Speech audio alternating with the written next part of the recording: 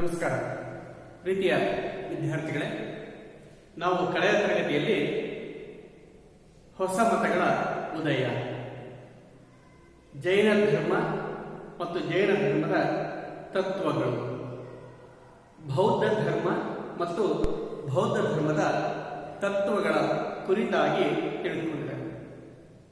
ಇಂದಿನ ತರಗತಿಯಲ್ಲಿ ನಾವು ಮೌರ್ಯರು ಮತ್ತು ಪ್ರಸಿದ್ಧ ಮೌರ್ಯ ಸಾಮ್ರಾಟರು ಹಾಗೂ ಮೌರ್ಯರ ಕೊಡುಗೆಗಳ ಬಗ್ಗೆ ತಿಳಿದುಕೊಳ್ಳೋಣ. ವಿದ್ಯಾರ್ಥಿಗಳೇ, ಭಾರತದಲ್ಲಿ ಸ್ಥಾಪನೆಯಾದಂತಹ ಮೊಟ್ಟ ಮೊದಲ ಐತಿಹಾಸಿಕ ಸಾಮ್ರಾಜ್ಯವೇ ಯಾವುದು ಅಂತಂದರೆ ಮೌರ್ಯರು. ಭಾರತದಲ್ಲಿ ಸ್ಥಾಪನೆಯಾದಂತಹ ಮೊದಲ ಐತಿಹಾಸಿಕ ಹಿರಿಯ ಸಾಮ್ರಾಜ್ಯವಾಗಿದೆ. ಈ ಸಾಮ್ರಾಜ್ಯ ಸ್ಥಾಪನೆಯಾಗುವುದಕ್ಕಿಂತ ಮುಂಚೆ ಭಾರತದಲ್ಲಿ ರಾಜಕೀಯ ಅನೈಕ್ಯತೆ ಅನ್ನತಕ್ಕಂಥದ್ದು ಇತ್ತು. ಹಾಗೆಯೇ 16 ಮಹಾಜನಪದಗಳು ಭಾರತವನ್ನ ಆಡಳಿತವನ್ನು ಮಾಡ್ತಾ ಇದ್ದಾರೆ. ಅಂತಹ 16 ಮಹಾಜನಪದಗಳ ಹೆಸರುಗಳನ್ನು ನಾವು ತಿಳ್ಕೊಳ್ಳೋದಾದ್ರೆ ಅಂಗ, ಮಗಧ, ಕಾಶಿ, ಕೋಸಲ, ವಜ್ಜಿ, ಮಲ್ಲ, ಛೇದಿ, ವತ್ಸ, ಕುರು, ಪಾಂಚಾಲ, ಮತ್ಸ್ಯ, ಸುರಸೇನ, ಆಸ್ಮಾಕ, ಆವಂತಿ, ಗಾಂಧಾರ, ಕಾಂಬೋಜ ಹೀಗೆ 16 ಮಹಾಜನಪದಗಳು ಅಂತಕ್ಕಂಥವು ಭಾರತದಲ್ಲಿ ಆಡಳಿತವನ್ನು ನಡೆಸ್ತಾ ಇದ್ದಾರೆ. ಇಂತಹ 16 ಮಹಾಜನಪದಗಳನ್ನು ಸೋಲಿಸಿ ಮೊಟ್ಟ ಮೊದಲ ಬಾರಿಗೆ ಭಾರತವನ್ನ ಏಕಚಕ್ರಾಧಿಪತ್ಯಕ್ಕೆ ಒಳಪಡಿಸಿ ರಾಜಕೀಯ ಅನೈಕ್ಯತೆಯನ್ನು ನಿವಾರಿಸಿ ಒಂದು ವಿಶಾಲವಾದಂತಹ ಸಾಮ್ರಾಜ್ಯವನ್ನು ಕಟ್ಟಿದಂತಹ ಕೀರ್ತಿ ಮೌರ್ಯರಿಗೆ ಸಲ್ಲುತ್ತದೆ. ಹೀಗೆ ಮೊದಲ ಹಿರಿಯ ಐತಿಹಾಸಿಕ ಸಾಮ್ರಾಜ್ಯ ಮತ್ತು ಏಕಚಕ್ರಾಧಿಪತ್ಯಕ್ಕೆ ಒಳಪಡಿಸಿ ವಿಶಾಲವಾದಂತಹ ಸಾಮ್ರಾಜ್ಯವನ್ನು ಕಟ್ಟಿದಂಥವರೇ ಯಾರು ಅಂದರೆ ಮೌರ್ಯರು. ಹಾಗಾಗಿ ಇದನ್ನ ಮೊದಲ ಹಿರಿಯ ಐತಿಹಾಸಿಕ ಸಾಮ್ರಾಜ್ಯ ಅಂತಲೇ ಕರೆಯಲಾಗಿದೆ. ಈ ಮೌರ್ಯ ಸಾಮ್ರಾಜ್ಯದ ಸ್ಥಾಪಕನೇ ಚಂದ್ರಗುಪ್ತ ಮೌರ್ಯ. ಚಂದ್ರಗುಪ್ತ ಮೌರ್ಯರಿಂದ ಈ ಮೌರ್ಯ ಸಾಮ್ರಾಜ್ಯ ಅಂತಕ್ಕಂಥದ್ದು ಸ್ಥಾಪನೆ ಆಗಿದೆ. ಪಾಟಲಿಪುತ್ರ, ಈಗ ಅದನ್ನು ನಾವು ಪಾಟ್ನಾ ಅಂತೇಳಿ ಕರೀತೇವೆ, ಬಿಹಾರದ ರಾಜಧಾನಿ. ಆ ಪಾಟಲಿಪುತ್ರವನ್ನ ರಾಜಧಾನಿಯನ್ನಾಗಿ ಮಾಡಿಕೊಂಡು ಇವರು ಸಾಶಾಪೂರ್ವ 324ರಿಂದ 180ರವರೆಗೆ ಆಡಳಿತವನ್ನು ನಡೆಸ್ತಾರೆ. ಹಾಗೆಯೇ ಧರ್ಮಚಕ್ರ ಇವರ ರಾಜ ಲಾಂಛನವಾಗಿತ್ತು. ಚಂದ್ರಗುಪ್ತ ಮೌರ್ಯ, ಬಿಂಬಸಾರ ಮತ್ತು ಅಶೋಕ ಮೌರ್ಯ ಸಾಮ್ರಾಜ್ಯವನ್ನಾಳಿದ ಪ್ರಮುಖ ಅರಸರಾಗಿದ್ದಾರೆ. ಈಗ ನಾವು ಮೊದಲನೇದಾಗಿ ಮೌರ್ಯ ಸಾಮ್ರಾಜ್ಯದ ಅಧ್ಯಯನವನ್ನು ಮಾಡಲು ನಮಗೆ ಇರುವ ಆಧಾರಗಳ ಬಗ್ಗೆ ತಿಳಿದುಕೊಳ್ಳೋಣ. ಆಧಾರಗಳು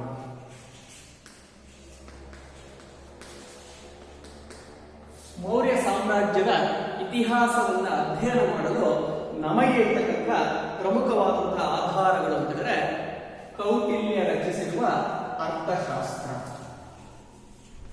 ಕೌಟಿಲ್ಯ ರಚಿಸಿರ್ತಕ್ಕಂಥ ಅರ್ಥಶಾಸ್ತ್ರ.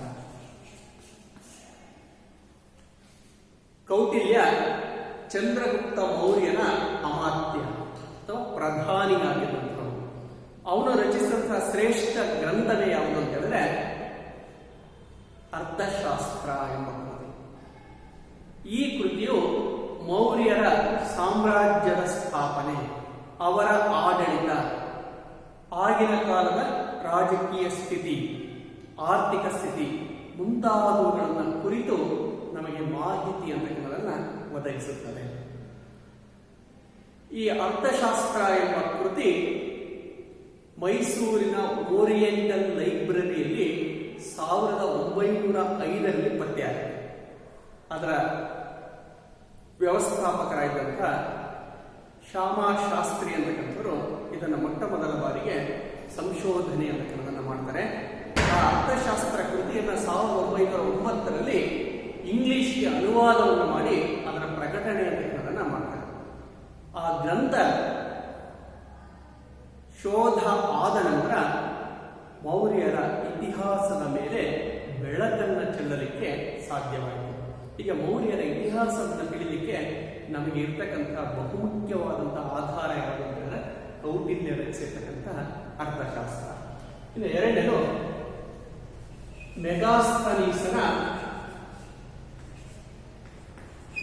ಇಂಡಿಕಾ ಕೃತಿ.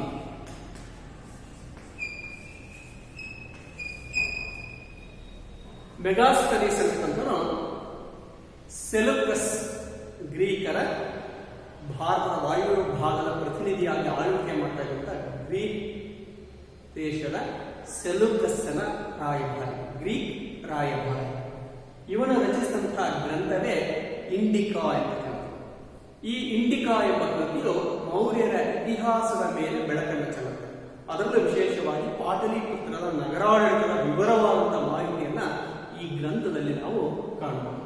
ಹೀಗೆ ಗ್ರೀಕ್ ರಾಯಭಾರಿಯಾದಂತಹ ಮೆಗಾಸ್ತನೀಸ್ ರಚಿಸಿರುವ ಇಂಡಿಕಾ ಕೃತಿ ಮೌರ್ಯರ ಇತಿಹಾಸದ ಮೇಲೆ ಬೆಳಕನ್ನ ಚೆಲ್ಲುತ್ತದೆ. ಇನ್ನು ಮೂರನೇದು ವಿಶಾಖದತ್ತ ರಚಿಸಿರುವ ಮುದ್ರಾರಾಕ್ಷಸ ಕೃತಿ.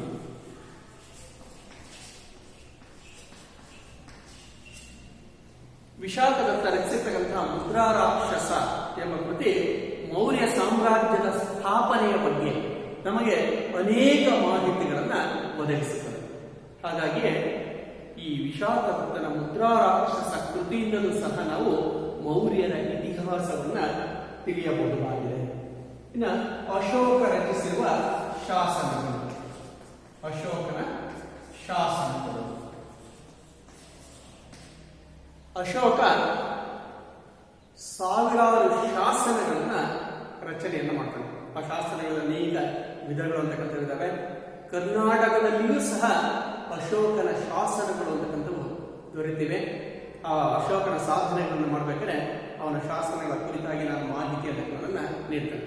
ಹೀಗೆ ಅಶೋಕನ ಶಾಸನಗಳು ಸಹ ನಮಗೆ ಮೌರ್ಯರ ಇತಿಹಾಸವನ್ನ ಅಧ್ಯಯನ ಮಾಡಲು, ತಿಳಿಯಲು, ರಚನೆಯನ್ನು ಮಾಡಲು ಸಹಾಯಕವಾಗಿವೆ. ಇನ್ನು ಅವರು ನಿರ್ಮಿಸಿದ ಸ್ಮಾರಕಗಳು, ಕಲೆ ಮತ್ತು ವಾಸ್ತುಶಿಲ್ಪದ ಕಟ್ಟಡಗಳು.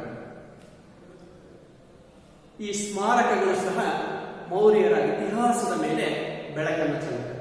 ಇನ್ನು ಸಿಲೋನ್ನಲ್ಲಿ ರಚನೆಯಾದಂತಹ ದೀಪವಂಶ ಮತ್ತು ಮಹಾವಂಶ ಎಂಬ ಕೃತಿಗಳು. ಸಿಲೋನ್ ಅಂತ ಹೇಳಿದ್ರೆ ಈಗಿನ ಶ್ರೀಲಂಕಾ. ಆ ಶ್ರೀಲಂಕಾದಲ್ಲಿ ರಚನೆಯಾದಂತಹ ಬೌದ್ಧ ಗ್ರಂಥಗಳು ದೀಪವಂಶ ಮತ್ತು ಮಹಾವಂಶ ಎಂಬ ಗ್ರಂಥಗಳು. ಈ ಗ್ರಂಥಗಳು ಸಹ ಮೌರ್ಯರ ಇತಿಹಾಸದ ಮೇಲೆ ಬೆಳಕನ್ನು ಚೆಲ್ಲುತ್ತವೆ. ಈಗ ಮೌರ್ಯರ ಇತಿಹಾಸವನ್ನು ಅರಿಯಲು ನಮಗೆ ಇರ್ತಕ್ಕಂಥ ಬಹುಮುಖ್ಯವಾದಂತಹ ಆಧಾರಗಳು ಹೇಳಿದರೆ ಕೌಟಿಲ್ಯನ ಅರ್ಥಶಾಸ್ತ್ರ, ಮೆಗಾಸ್ತನೀಸನ ಇಂಡಿಕಾ, ವಿಶಾಖದತ್ತನ ಮುದ್ರಾರಾಕ್ಷಸ, ಅಶೋಕನ ಶಾಸನಗಳು, ಮೌರ್ಯರು ಕಟ್ಟಿದ ಸ್ಮಾರಕಗಳು, ಸಿಲೋನಿನ ಶ್ರೀಲಂಕಾದ ದೀಪವಂಶ ಮತ್ತು ಮಹಾವಂಶ ಕೃತಿಗಳು. ಇವೆಲ್ಲವುಗಳನ್ನ ಅಧ್ಯಯನ ಮಾಡುವುದರ ಮೂಲಕವೇ ಮೌರ್ಯರ ಇತಿಹಾಸ ಎನ್ನುವುದನ್ನ ರಚನೆಯನ್ನು ಮಾಡಲಾಗಿದೆ. ಇನ್ನು ಮೌರ್ಯರ ಮೂಲ, ಮೌರ್ಯರು ಯಾರು ಎಂಬುದರ ಬಗ್ಗೆ ವಿದ್ವಾಂಸರಲ್ಲಿ ಒಮ್ಮತವಾದಂತಹ ಅಭಿಪ್ರಾಯ ಇದೆ. ಚಂದ್ರಗುಪ್ತ ಮೌರ್ಯನೇ ಮೌರ್ಯ ವಂಶದ ಸ್ಥಾಪಕ ಎಂಬುದರಲ್ಲಿ ಯಾವ ಸಂಶಯವೂ ಇಲ್ಲ. ಆದರೆ ಚಂದ್ರಗುಪ್ತನ ಮೂಲದ ಬಗ್ಗೆ ಅನೇಕ ಸಿದ್ಧಾಂತಗಳು ಅಂತಕ್ಕಂಥವು ಇವೆ. ವಿಶಾಖದತ್ತ ರಚಿಸಿರುವ ಮುದ್ರಾರಾಕ್ಷಸ ಎಂಬ ಕೃತಿಯಲ್ಲಿ ಇವರು ಅಥವಾ ಚಂದ್ರಗುಪ್ತ ಮೌರ್ಯ ಮಯೂರ ಸಂತತಿಗೆ ಸೇರಿದವನು ಅಂತೇಳಿ ಹೇಳ್ತಾರೆ. ಆ ಮಯೂರ ಸಂತತಿಗೆ ಸೇರಿದವನಾಗಿದ್ದರಿಂದಲೇ ಅವನು ಸ್ಥಾಪಿಸಿದಂತಹ ಸಾಮ್ರಾಜ್ಯಕ್ಕೆ ಮೌರ್ಯ ಸಾಮ್ರಾಜ್ಯ ಎಂಬ ಹೆಸರು ಬಂತು ಅಂತೇಳಿ ವಿಶಾಖದತ್ತ ತನ್ನ ಕೃತಿಯಲ್ಲಿ ತಿಳಿಸಿದ್ದಾನೆ. ಹಾಗೆ ಎರಡನೇದಾಗಿ ಜೈನ ಗ್ರಂಥಗಳು. ಚಂದ್ರಗುಪ್ತ ಮೌರ್ಯ ತನ್ನ ಕೊನೆಯ ದಿನಗಳನ್ನ ಜೈನ ಅವಲಂಬಿಸ್ತಾನೆ. ಜೈನ ಧರ್ಮಕ್ಕೆ ಅವನು ಸೇರ್ಪಡೆಯನ್ನು ಹೊಂದ್ತಾನೆ, ಜೈನ ಧರ್ಮದ ಅನುಯಾಯಿ ಆಗ್ತಾನೆ. ಹಾಗೆ ಜೈನ ಗ್ರಂಥಗಳು ಸಹ ಚಂದ್ರಗುಪ್ತನ ಮೂಲದ ಕುರಿತಾಗಿ ತಿಳಿಸ್ತವೆ. ಚಂದ್ರಗುಪ್ತ ಮೌರ್ಯ ನವಿಲುಗಳನ್ನು ಸಾಕ್ತಕ್ಕಂಥ ಮಯೂರ ಪಂಗಡಕ್ಕೆ ಸೇರಿದಂಥವನು, ನವಿಲನ್ನು ಸಾಕ್ತಕ್ಕಂಥ ಮಯೂರ ಎಂಬ ಪಂಗಡಕ್ಕೆ ಸೇರಿದಂಥವನು. ಹಾಗಾಗಿನೇ ಅವನು ಸ್ಥಾಪಿಸಿದ ಸಾಮ್ರಾಜ್ಯಕ್ಕೆ ಮೌರ್ಯ ಸಾಮ್ರಾಜ್ಯ ಎಂಬ ಹೆಸರು ಬಂತು ಅಂತೇಳಿ ಹೇಳ್ತಾರೆ. ಹಾಗೆ ಮತ್ತೊಂದು ಸಿದ್ಧಾಂತದ ಪ್ರಕಾರ ಚಂದ್ರಗುಪ್ತ ಮೌರ್ಯನು ಮುರಾ ಎಂಬ ನಂದರಾಜನ ಉಪಪತ್ನಿಗೆ ಜನಿಸಿದವನು. ಅಂದರೆ ಮಗಧವನ್ನು ಆಗ ನಂದರಾಜನ ಆಳ್ವಿಕೆಯನ್ನ ಮಾಡ್ತಾ ಇದ್ದ. ಆ ನಂದರಾಜನ ಉಪಪತ್ನಿಯೇ ಯಾರು ಅಂದರೆ ಮುರಾ ಎಂಬ. ಆ ಮುರಾ ಎಂಬ ನಂದರಾಜನ ಉಪಪತ್ನಿಗೆ ಜನಿಸಿದವನೇ ಚಂದ್ರಗುಪ್ತ ಮೌರ್ಯ. ಆ ಮುರಾ ಎಂಬ ಪದದಿಂದಲೇ ಮೌರ್ಯ ಎಂಬ ಹೆಸರು ಬಂದಿದೆ ಅಂತೇಳಿ ಮತ್ತೊಂದು ಸಿದ್ಧಾಂತ ನಮಗೆ ತಿಳಿಸುತ್ತೆ. ಹಾಗೆಯೇ ಬೌದ್ಧ ಧರ್ಮದ ಗ್ರಂಥಗಳಾದಂತಹ ದೀಪವಂಶ ಮತ್ತು ಈ ಮಹಾವಂಶ ಎಂಬ ಕೃತಿಗಳೇನಿವೆ, ಆ ಕೃತಿಗಳಲ್ಲಿ ಚಂದ್ರಗುಪ್ತ ಮೌರ್ಯನ ಪೂರ್ವಜರು ಪಿಪ್ಪಿಲವನ ಎಂಬ ಪ್ರದೇಶವನ್ನು ಅವರು ಆಳ್ತಾ ಇದ್ದಂತಹ ಮೌರ್ಯ ಎಂಬ ಕ್ಷತ್ರಿಯ ಕುಲಕ್ಕೆ ಸೇರಿದವರು. ಹಾಗೆ ಚಂದ್ರಗುಪ್ತ ಮೌರ್ಯನು ಪಿಪ್ಪಿಲವನವನ್ನು ಆಳ್ತಾ ಇದ್ದಂತಹ ಮೌರ್ಯ ಎಂಬ ಕ್ಷತ್ರಿಯ ಕುಲಕ್ಕೆ ಸೇರಿದಂಥವನು, ಪಂಗಡಕ್ಕೆ ಸೇರಿದಂಥವನು. ಹಾಗೆಯೇ ಆ ಮೌರ್ಯ ಎಂಬ ಪದದಿಂದಲೇ ಮೌರ್ಯ ಎಂಬ ಹೆಸರು ಬಂದಿದೆ ಅಂತೇಳಿ ತಿಳಿಸಿದರು. ಹೀಗೆ ಮೌರ್ಯದ ಮೂಲವನ್ನು ಕುರಿತಾಗಿ ನಮಗೆ ಪ್ರಮುಖವಾಗಿ 4 ಸಿದ್ಧಾಂತಗಳು ಕಂಡು ಬರ್ತವೆ. ಆದರೆ ಇದರ ಬಗ್ಗೆ ಸಾಕಷ್ಟು ಚರ್ಚೆಗಳು, ವಿವಾದಗಳು ಅಂತಕ್ಕಂಥದ್ದಾವೆ. ಆದರೆ ಚಂದ್ರಗುಪ್ತ ಮೌರ್ಯನೇ ಈ ವಂಶದ ಸ್ಥಾಪಕ ಎಂಬುದರಲ್ಲಿ ಯಾವ ಸಂಶಯವೂ ಉಳಿದಿಲ್ಲ. ಈಗ ನಾವು ಚಂದ್ರಗುಪ್ತ ಮೌರ್ಯನ ಸಾಧನೆಗಳ ಕುರಿತಾಗಿ ತಿಳ್ಕೊಳ್ಳೋಣ. ಇಲ್ಲಿವರೆಗೆ ನಾನು ಮೌರ್ಯರ ಇತಿಹಾಸದ ರಚನೆಗೆ ಇರತಕ್ಕಂಥ ಆಧಾರಗಳು ಮತ್ತು ಮೌರ್ಯರ ಮೂಲದ ಕುರಿತಾಗಿ ತಿಳಿಸಿಕೊಡ್ತೇನೆ.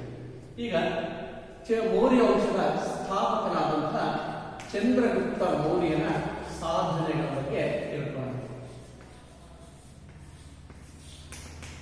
ಚಂದ್ರಗುಪ್ತ ಮೌರ್ಯ ಸಾಶಾಪೂರ್ವ 324ರಿಂದ 300ರವರೆಗೆ ಆಡಳಿತವನ್ನು ಮಾಡ್ತಾನೆ. ಸಾಶಾಪೂರ್ವ 324ರಿಂದ ಸಾಶಾಪೂರ್ವ 300ರವರೆಗೆ ಅವನು ಮೌರ್ಯ ಸಾಮ್ರಾಜ್ಯದ ಆಡಳಿತ ಎಂಬುದನ್ನು ನಡೆಸಿದ. ಚಂದ್ರಗುಪ್ತ ಮೌರ್ಯನನ್ನ ಮೌರ್ಯ ಸಾಮ್ರಾಜ್ಯದ ಸ್ಥಾಪಕ ಅಂತೇಳಿ ಕರೆಯಲಾಗಿದೆ. ಇವನು ಬಾಲ್ಯದಲ್ಲಿ ತನ್ನ ತಂದೆಯನ್ನ ಕಳೆದುಕೊಂಡು ದನಗಾಹಿಯಾಗಿ ಕೆಲಸವನ್ನು ಮಾಡ್ತಾ ಇರ್ತಾನೆ. ನಂದರಾಜನಿಂದ ಬಹಿಷ್ಕಾರಕ್ಕೆ ಒಳಗಾದಂತ ಚಾಣಕ್ಯ ಅಥವಾ ಕೌಟಿಲ್ಯ ಅಂತಕ್ಕಂಥವನು ಚಂದ್ರಗುಪ್ತ ಮೌರ್ಯನನ್ನ ತರಬೇತುಗೊಳಿಸಿ ಒಂದು ಸೈನ್ಯವನ್ನು ಕಟ್ಟಲಿಕ್ಕೆ ಸಹಾಯವನ್ನು ಮಾಡಿ ನಂದರನ್ನ ನಿರ್ಮೂಲನೆಯನ್ನ ಮಾಡಿ ಮೌರ್ಯ ಸಾಮ್ರಾಜ್ಯವನ್ನು ಸ್ಥಾಪಿಸಲಿಕ್ಕೆ ಸಹಾಯವನ್ನು ಮಾಡಿದಂತೇಳಿ ತಿಳಿಸಲಾಗಿದೆ. ಹೀಗೆ ಚಂದ್ರಗುಪ್ತ ಮೌರ್ಯನ ಮೂಲದ ಕುರಿತು ನಮಗೆ ಹೆಚ್ಚಿನ ಮಾಹಿತಿಗಳು ಅಂತಕ್ಕಂಥವು ತಿಳಿದು ಬರುವುದಿಲ್ಲ. ಇನ್ನು ಚಂದ್ರಗುಪ್ತ ಮೌರ್ಯನ ಸಾಧನೆಗಳು, ಮೊದಲನೇದಾಗಿ ಮೌರ್ಯ ಸಾಮ್ರಾಜ್ಯದ ಸ್ಥಾಪನೆ.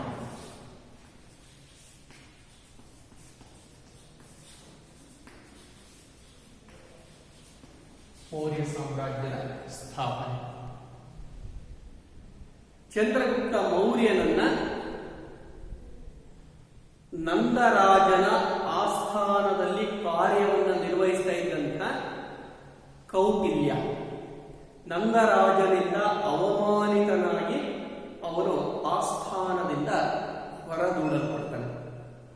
ಆಗ ಕೌಟಿಲ್ಯ ಒಂದು ಶಪಥವನ್ನು ಮಾಡ್ತಾನೆ. ನಂದ ವಂಶವನ್ನ ನಿರ್ಮೂಲನೆ ಮಾಡುವವರೆಗೂ ನಾನು ಬಿಚ್ಚಿರುವ ಈ ಮುಡಿಯನ್ನು ಕಟ್ಟುವುದಿಲ್ಲ ಅಂತ. ಅದನ್ನೇ ಚಾಣಕ್ಯ ಶಪಥ ಅಂತೇಳಿ ಕರೆಯಲಾಗಿದೆ.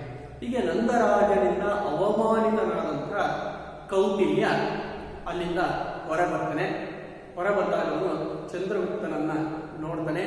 ಚಂದ್ರಗುಪ್ತನಲ್ಲಿದ್ದಂತಹ ನಾಯಕತ್ವದ ಗುಣಗಳನ್ನು ಅವನು ಮೆಚ್ಚಿಕೊಳ್ತಾನೆ ಮತ್ತು ಚಂದ್ರಗುಪ್ತನಿಗೆ ಎಲ್ಲ ರೀತಿಯ ತರಬೇತಿಯನ್ನ ನೀಡ್ತಾನೆ ಮತ್ತು ಅವನಿಗೆ ಒಂದು ಸುಸಜ್ಜಿತವಾದಂತಹ ಸೈನ್ಯವನ್ನು ಕಟ್ಟಲಿಕ್ಕೆ ಸಹಾಯ ಎಂಬುದನ್ನ ಮಾಡ್ತಾನೆ. ಹೀಗೆ ಕೌಟಿಲ್ಯನ ನೆರವಿನಿಂದ ಎಲ್ಲ ತರಬೇತಿಯನ್ನ ಪಡೆದು ಸೈನ್ಯವನ್ನ ಸುಸಜ್ಜಿತಗೊಳಿಸಿಕೊಂಡಂತ ಚಂದ್ರಗುಪ್ತ ಮಗಧದ ಮೇಲೆ ದಾಳಿಯನ್ನು ಮಾಡ್ತಾನೆ ಮತ್ತು ಪ್ರಜಾಪೀಡಕನಾಗಿದ್ದ, ಪ್ರಜೆಗಳಿಗೆ ಹಿಂಸೆಯನ್ನ ಕೊಡ್ತಾ ಇದ್ದಂತ ನಂದರ ಕೊನೆಯ ದೊರೆ ಧನನಂದನನ್ನ ಕೊಲ್ತಾನೆ. ಯುದ್ಧದಲ್ಲಿ ಅವನ್ನ ಸೋಲಿಸಿ ಧನನಂದನನ್ನ ಕೊಲ್ತಾನೆ ಮತ್ತು ಮಗಧವನ್ನ ವಶಪಡಿಸಿಕೊಳ್ತಾನೆ. ಪಾಟಲಿಪುತ್ರವನ್ನ ರಾಜಧಾನಿಯನ್ನಾಗಿ ಮಾಡಿಕೊಂಡು ಸಾಶಾಪೂರ್ವ 324ರಲ್ಲಿ ಅವನು ಮೌರ್ಯ ಸಾಮ್ರಾಜ್ಯದ ಸ್ಥಾಪನೆ ಅನ್ನೋದನ್ನ ಮಾಡ್ತಾನೆ.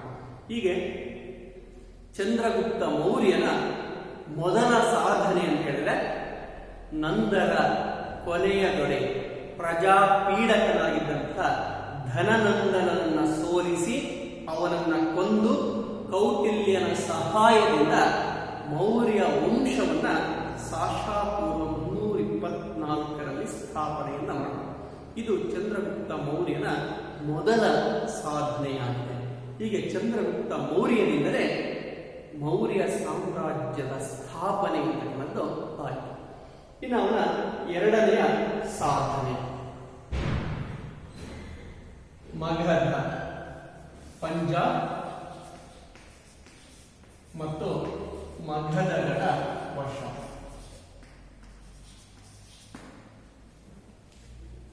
ಸಣ್ಣ ಸಣ್ಣ ರಾಜರು, ಆಗ ಪಂಜಾಬಿನ ಪ್ರಾಂತ್ಯದಲ್ಲಿ ಸಣ್ಣ ಸಣ್ಣ ಅರಸರು ಆಳ್ವಿಕೆಯನ್ನ ಮಾಡ್ತಾ ಇದ್ರು. ಅವರ ಮೇಲೆ ಚಂದ್ರಗುಪ್ತ ಮೌರ್ಯ ಸೈನಿಕ ದಾಳಿಯನ್ನ ನಡೆಸ್ತಾನೆ ಮತ್ತು ಸಣ್ಣ ಸಣ್ಣ ಅರಸರನ್ನ ಅವನು ಸೋಲಿಸ್ತಾನೆ.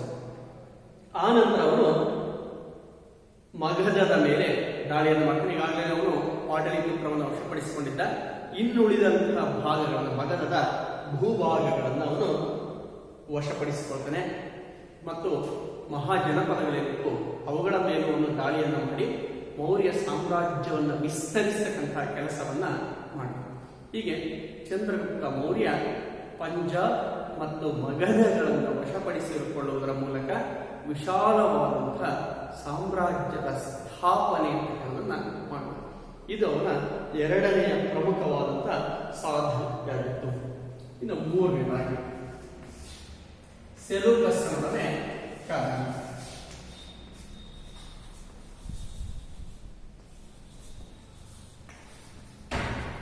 ಸೆಲೂಕಸ್ನೊಡನೆ ಕದನ. ಅಲೆಕ್ಸಾಂಡರ್ ಭಾರತದ ವಾಯುವ್ಯ ಪ್ರದೇಶವನ್ನ ಗೆದ್ದಿದ್ದ. ಅಲೆಕ್ಸಾಂಡರ್ನ ಮರಣದ ನಂತರ ಆ ಭಾರತದ ವಾಯುವ್ಯ ಭಾಗ ಏನು ಏಷ್ಯಾ ಮೈನರ್ ಅಂತ ಕರೀತಾರೆ, ಆ ಏಷ್ಯಾ ಮೈನರ್ನ ಆಡಳಿತವನ್ನು ನಡೆಸಿಕೊಂಡು ಹೋಗ್ಲಿಕ್ಕಾಗಿ ಸೆಲೂಕಸ್ನನ್ನ ನೇಮಕವನ್ನು ಮಾಡಲಾಗಿದೆ. ಚಂದ್ರಗುಪ್ತ ಮೌರ್ಯ ಅಧಿಕಾರಕ್ಕೆ ಬಂದ ನಂತರ ವಾಯುವ್ಯ ಭಾಗದ ಮೇಲೆ ದಾಳಿಯನ್ನು ಮಾಡಿ ಅನೇಕ ಪ್ರದೇಶಗಳನ್ನ ವಶಪಡಿಸಿಕೊಂಡಿದ್ದ. ಹಾಗಾಗಿನೇ ಸೆಲೂಕಸ್ ಅಂತಕ್ಕಂಥವನು ಆ ವಾಯುವ್ಯ ಭಾಗಗಳನ್ನ ಮರು ವಶಪಡಿಸಿಕೊಳ್ಳಲಿಕ್ಕಾಗಿ ಚಂದ್ರಗುಪ್ತ ಮೌರ್ಯನ ವಿರುದ್ಧ ಯುದ್ಧವನ್ನ ಸಾರಿದ. ಸಾಶಾಪೂರ್ವ 305ರಲ್ಲಿ ಸೆಲೂಕಸ್ ಮತ್ತು ಚಂದ್ರಗುಪ್ತ ಮೌರ್ಯನ ನಡುವೆ ಭೀಕರವಾದಂತಹ ಯುದ್ಧ ಎನ್ನುವುದು ನಡೆಯುತ್ತೆ. ಈ ಯುದ್ಧದಲ್ಲಿ ಸೆಲೂಕಸ್ನನ್ನ ಚಂದ್ರಗುಪ್ತ ಮೌರ್ಯ ಸೋಲಿಸ್ತಾನೆ ಮತ್ತು ಸೋತ ಸೆಲೂಕಸ್ ಚಂದ್ರಗುಪ್ತ ಮೌರ್ಯನ ಜೊತೆಗೆ ಶಾಂತಿ ಒಪ್ಪಂದವನ್ನ ಮಾಡಿಕೊಳ್ತಾನೆ. ಹೀಗೆ ವಿದೇಶಿ ಅರಸರನ್ನ ಸೋಲಿಸಿದಂತ ಮೊದಲ ಭಾರತೀಯ ಅರಸ ಯಾರು ಅಂತ ಹೇಳಿದ್ರೆ ಅದು ಚಂದ್ರಗುಪ್ತ ಮೌರ್ಯ. ಹಾಗಾಗಿನೇ ಚಂದ್ರಗುಪ್ತ ಮೌರ್ಯನನ್ನ ಭಾರತದ ಪ್ರಥಮ ಸ್ವಾತಂತ್ರ್ಯ ಹೋರಾಟಗಾರ ಎಂದು ಕರೆಯಲಾಗಿದೆ. ಭಾರತದ ಪ್ರಥಮ ಸ್ವಾತಂತ್ರ್ಯ ಹೋರಾಟಗಾರ ಅಂತೇಳಿ ಚಂದ್ರಗುಪ್ತ ಮೌರ್ಯನನ್ನ ಕರೆಯಲಾಗುತ್ತೆ. ಹೀಗೆ ಅಲೆಕ್ಸಾಂಡರನ ಉತ್ತರಾಧಿಕಾರಿಯಾದಂತಹ ಸೆಲೂಕಸ್ನನ್ನ ಝೀಲಂ ನದಿಯ ಕದನದಲ್ಲಿ ಸಾಶಾಪೂರ್ವ 305ರಲ್ಲಿ ನಡೆದಂತಹ ಝೀಲಂ ನದಿಯ ಕದನದಲ್ಲಿ ಸಿಂಧೂ ನದಿಯನ್ನು ದಾಟಿ ಝೀಲಂ ನದಿಯ ಸಮೀಪ ಅವರನ್ನ ಸೋಲಿಸ್ತಾನೆ ಮತ್ತು ಅವರ ಜೊತೆಗೆ ಶಾಂತಿ ಒಪ್ಪಂದವನ್ನ ಮಾಡ್ಕೊಳ್ತಾನೆ. ಈ ಒಪ್ಪಂದದ ಪ್ರಕಾರ ಕಾಂದಹಾರ, ಬಲೂಚಿಸ್ತಾನ, ಕಾಬೂಲ್ ಮುಂತಾದಂಥ ಭಾರತದ ವಾಯುವ್ಯ ಪ್ರದೇಶಗಳೇನಿವೆ, ಈಗಿನ ಆಫ್ಘಾನಿಸ್ತಾನ, ಪಾಕಿಸ್ತಾನ ಮುಂತಾದಂಥ ಎಲ್ಲ ಭೂಪ್ರದೇಶಗಳು, ಆ ಎಲ್ಲ ಭೂಪ್ರದೇಶವನ್ನ ಸೆಲೂಕಸ್ ಚಂದ್ರಗುಪ್ತ ಮೌರ್ಯನಿಗೆ ಬಿಟ್ಟುಕೊಡ್ಬೇಕಾಗುತ್ತೆ. ಹೀಗೆ ಸೆಲೂಕಸ್ನನ್ನು ಸೋಲಿಸಿದಂತಹ ಚಂದ್ರಗುಪ್ತ ಮೌರ್ಯ ಅವನ ಜೊತೆಗೆ ಒಪ್ಪಂದವನ್ನು ಮಾಡಿಕೊಂಡು ಬಲೂಚಿಸ್ತಾನ, ಕಾಂದಹಾರ, ಕಾಬೂಲ್ ಮುಂತಾದಂಥ ಎಲ್ಲ ಪ್ರದೇಶಗಳನ್ನು ತನ್ನ ವಶಕ್ಕೆ ತೆಗೆದುಕೊಂಡು ವಾಯುವ್ಯದ ಕಡೆಗೆ ತನ್ನ ಸಾಮ್ರಾಜ್ಯದ ಎಲ್ಲೆಗಳನ್ನು ವಿಸ್ತರಿಸಿರುತ್ತಾನೆ. ಇನ್ನು ಎರಡನೇದಾಗಿ ಸೆಲೂಕಸ್ಸನ ಮಗಳು ಹೆಲೆನ್ನಾಳನ್ನ ವಿವಾಹವಾಗ್ತಾನೆ. ಸೆಲೂಕಸ್ನ ಮಗಳಾದಂಥ ಹೆಲೆನ್ನಾಳನ್ನ ವಿವಾಹವಾಗ್ತಾನೆ. ಹೀಗೆ ವಿದೇಶಿ ರಾಜಕುಮಾರಿಯನ್ನ ವಿವಾಹವಾದಂಥ ಮೊದಲ ಭಾರತೀಯ ಯಾರು ಅಂತ ಹೇಳಿದ್ರೆ ಅದು ಸಹ ಚಂದ್ರಗುಪ್ತ ಮೌರ್ಯನೇ ಆಗಿದೆ. ಹೀಗೆ ಹೆಲೆನ್ನಾಳನ್ನು ವಿವಾಹವಾದ. ಇನ್ನು ಮೂರನೇದಾಗಿ ಸೆಲೂಕಸ್ಸನಿಗೆ ತರಬೇತಿ ಹೊಂದಿದಂಥ 500 ಆನೆಗಳನ್ನ, ಯುದ್ಧದ ಆನೆಗಳನ್ನ ಬಳುವಳಿಯಾಗಿ ಕೊಡ್ತಾನೆ. 500 ಆನೆಗಳನ್ನ ಚಂದ್ರಗುಪ್ತ ಮೌರ್ಯ ಸೆಲೂಕಸ್ಸನಿಗೆ ಬಳುವಳಿಯಾಗಿ ನೀಡಿದ. ಹೀಗೆ ಶಾಂತಿ ಒಪ್ಪಂದದೊಂದಿಗೆ ಯುದ್ಧ ಕೊನೆಯಾಯಿತು. ಅನೇಕ ವಾಯುವ್ಯ ಭೂಭಾಗಗಳನ್ನು ಚಂದ್ರಗುಪ್ತ ಮೌರ್ಯ ಪಡ್ಕೊಂಡ. ಅವನ ಮಗಳನ್ನು ವಿವಾಹವಾದ. ಅದಕ್ಕೆ ಪ್ರತಿಯಾಗಿ ತರಬೇತಿಯನ್ನು ಹೊಂದಿದಂಥ 500 ಯುದ್ಧ ಆನೆಗಳನ್ನ ಸೆಲೂಕಸ್ಸನಿಗೆ ಉಡುಗೊರೆಯಾಗಿ ಇವನು ನೀಡಿದ. ಇದು ಚಂದ್ರಗುಪ್ತ ಮೌರ್ಯನ 3ನೆಯ ಸಾಧನೆಯಾಗಿದೆ, ಸೆಲೂಕಸ್ಸನೊಡನೆ ಕದನ. ಇನ್ನು 4ನೇದಾಗಿ ರಾಜಕೀಯ ಐಕ್ಯತೆಯ ಸ್ಥಾಪನೆ. ರಾಜಕೀಯ ಐಕ್ಯತೆಯ ಸ್ಥಾಪನೆ.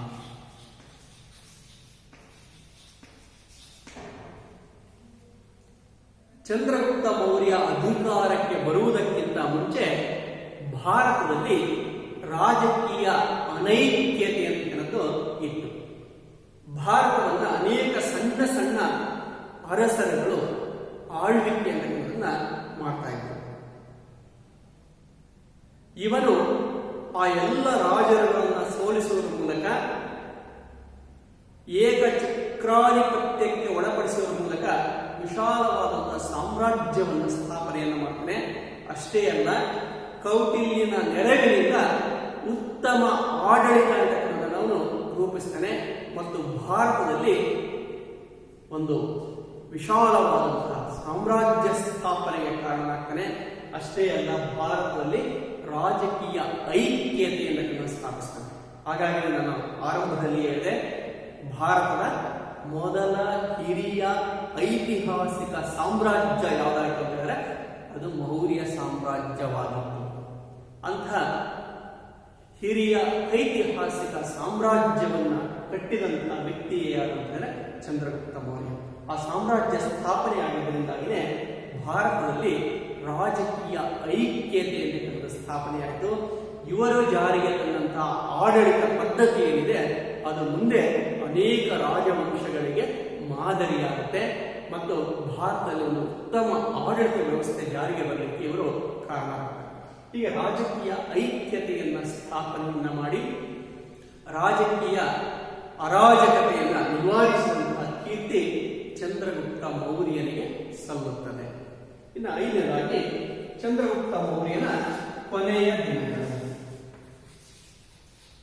ಚಂದ್ರಗುಪ್ತ ಮೌರ್ಯನ ಕೊನೆಯ ದಿನಗಳು. ಚಂದ್ರಗುಪ್ತ ಮೌರ್ಯನ ಆಡಳಿತದ ಕೊನೆಯ ಕಾಲದಲ್ಲಿ ಭೀಕರವಾದಂತಹ ಬರಗಾಲ ಎನ್ನುವುದು ಎದುರಾಗುತ್ತೆ. ಹಾಗಾಗಿಯೇ ಚಂದ್ರಗುಪ್ತ ಮೌರ್ಯ ತನ್ನ ಆಡಳಿತದ ಜವಾಬ್ದಾರಿಯನ್ನು ತನ್ನ ಮಗ ಬಿಂದುಸಾರನಿಗೆ ವಹಿಸ್ತಾನೆ.